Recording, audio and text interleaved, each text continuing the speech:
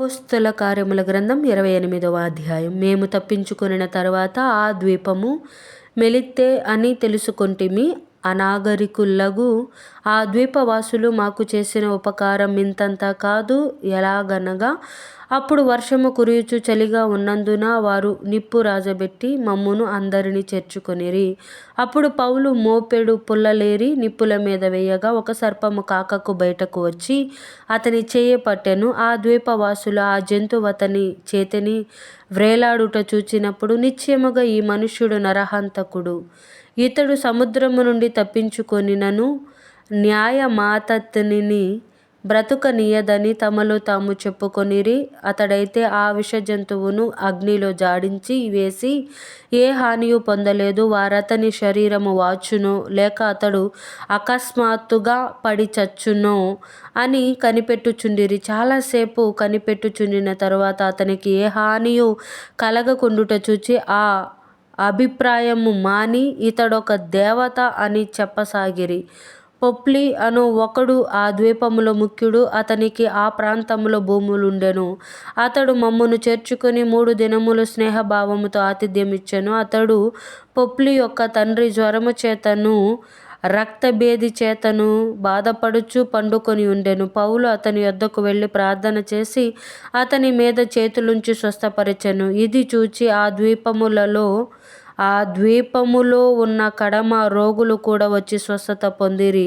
మరియు వారు అనేక సత్కారములతో మమ్మును మర్యాద చేసి మేము వాడ ఎక్కి వెళ్ళినప్పుడు మాకు కావలసిన వస్తువులు తెచ్చి వాడలో ఉంచిరి. 3 నెలలైన తరువాత ఆ ద్వీపమందు శీతాకాలమంతయు గడిపిన అశ్విని చిహ్నము గల అలెగ్జాంద్రియ పట్టణపు వాడ ఎక్కి బయలుదేరి సురాకుసైకి వచ్చి అక్కడ 3 దినములుంటిమి. అక్కడ నుండి చుట్టూ తిరిగి రేగియుకు వచ్చి 1 దినమైన తరువాత దక్షిణపు గాలి విసరుట వలన మరునాడు పోతియోలీకి వచ్చితిమి. అక్కడ సహోదరులను మేము చూచినప్పుడు వారు తమ యొద్ద 7 దినములుండవలెనని మమ్మును వేడుకొనిరి. ఆ మీదట రోమాకు వచ్చితిమి. అక్కడ నుండి సహోదరులు ఆ సంగతి విని అప్పియా సంతపేట వరకును త్రిసత్రముల వరకును మమ్మును ఎదుర్కొనుటకు వచ్చిరి. పౌలు వారిని చూచి దేవునికి కృతజ్ఞతాస్తుతులు చెల్లించి ధైర్యము తెచ్చుకొనెను. మేము రోమాకు వచ్చినప్పుడు పౌలు తనకు కావలియున్న సైనికులతో కూడా ప్రత్యేకముగా ఉండుటకు సెలవు పొందెను. 3 దినములైన తరువాత అతడు యూదులలో ముఖ్యులైన వారిని తన యొద్దకు పిలిపించెను. వారు కూడి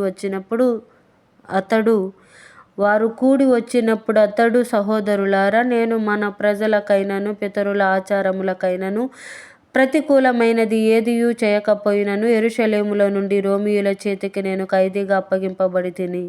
వీరు నన్ను విమర్శ చేసి నా యందు మరణమునకు తగిన హేతువేదియూ లేనందున నన్ను విడుదల చేయగోరిరి గాని యూదులు అడ్డము చెప్పినందున నేను కైసరు ఎదుట చెప్పుకొందుననవలసి వచ్చెను. అయినను ఇందువలన నా స్వజనము మీద నేరమేమియో మోపవలెనని నా అభిప్రాయము కాదు. ఈ హేతువు చేతనే మిమ్మును చూచి మాటలాడవలెనని పిలిపించి తిని. ఇశ్రాయేలు యొక్క నిరీక్షణ కోసము ఈ గొలుసుతో కట్టబడి ఉన్నాను వారితో చెప్పెను. అందుకు వారు, యూదయ నుండి నిన్ను గూర్చి పత్రికలు మాకు రాలేదు. ఇక్కడికి వచ్చిన సహోదరులలో ఒక్కడైనను నిన్ను గూర్చి చెడు సంగతి ఏదియో మాకు తెలియపరచనూ లేదు, మరియు ఎవరునూ చెప్పుకొననూ లేదు. అయినను ఈ విషయమై నీ అభిప్రాయము నీ వలన వినగోరుచున్నాము.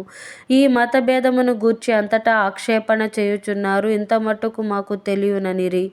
అతనికి 1 దినము నియమించి అతని బసలోనికి అతని యొద్దకు అనేకులు వచ్చిరి. ఉదయము నుండి సాయంకాలము వరకు అతడు దేవుని రాజ్యమును గూర్చి పూర్తిగా సాక్ష్యమిచ్చుచు మోషే ధర్మశాస్త్రములో నుండియు ప్రవక్తలలో నుండియు సంగతులెత్తి యేసును గూర్చి వివరముగా బోధించుచు వారిని ఒప్పించుచుండెను. అతడు చెప్పిన సంగతులు కొందరు నమ్మిరి, కొందరు నమ్మకపోయిరి. వారిలో భేదాభిప్రాయములు కలిగి నందున పౌలు వారితో 1 మాట చెప్పిన తరువాత వారు వెళ్ళిపోయిరి. అదేదనగా, మీరు వినుట మట్టుకు విందురు గాని గ్రహింపరు, చూచుట మట్టుకు చూతురు గాని కాననే కానరని ఈ ప్రజల యొద్దకు వెళ్ళి చెప్పుము. ఈ ప్రజలు కన్నులారా చూచి చెవులారా విని మనసారా గ్రహించి నా వైపు తిరిగి నా వలన స్వస్థత పొందకుండునట్లు వారి హృదయము క్రొవ్వి ఉన్నది. వారు చెవులతో మందముగా విని కన్నులు మూసుకొని ఉన్నారు